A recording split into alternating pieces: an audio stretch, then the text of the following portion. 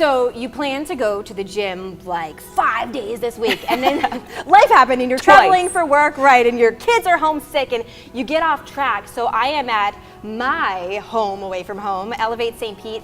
Nicole Race is one of the owners and one of my trainers. And so this is a blog for everybody else that's checking out Healthy You, but also for me, because there's days where it's like, oh my gosh, I wasn't planning on being home with a sick kid that turns into 2 days and 3 days, and all of a sudden I'm super off track. How do we stay on track, make sure that we're not doing nothing? Oh man, I think the most important thing is that you don't develop like anxiety from missing too many days of working out, because you feel like, oh my God, I've lost all my progress. I haven't worked out in 3 days. I have to start all over again. I'm so weak. Yeah, that's not the case. Anything. So if anything, just action over perfection is like always my policy. So even if it's not the most perfect workout, even if you're not doing like your regular routine, you know, you're not at your perfect gym with your perfect trainer, do something at home. It's just getting your heart rate up. So doing like very simple intervals of like body weight movements, whether you're running and walking, doing sprint intervals, doing jumping jacks, doing air squats, you know, doing stuff with your furniture at home.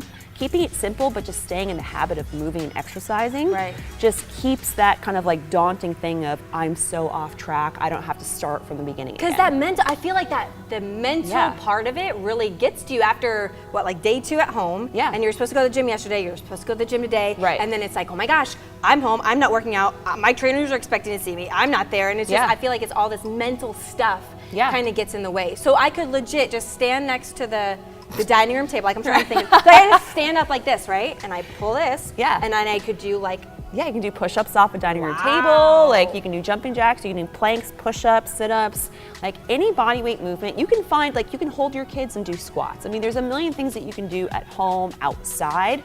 Just getting your body moving, getting your heart rate up, breaking a sweat.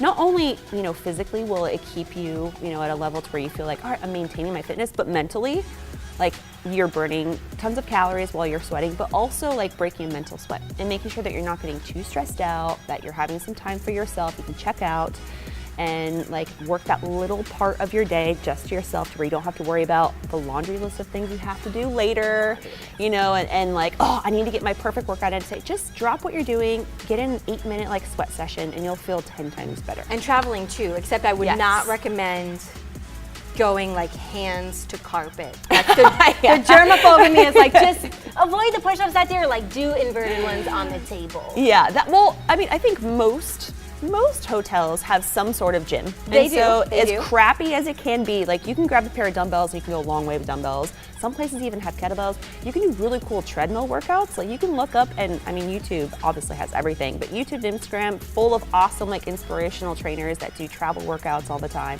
It doesn't have to be perfect, does not have to be fancy. You just need to move, challenge yourself, get sweaty, get out of breath. Do something. Do something. It does not have to be perfect. Okay, good. That is help for me and like everybody else too.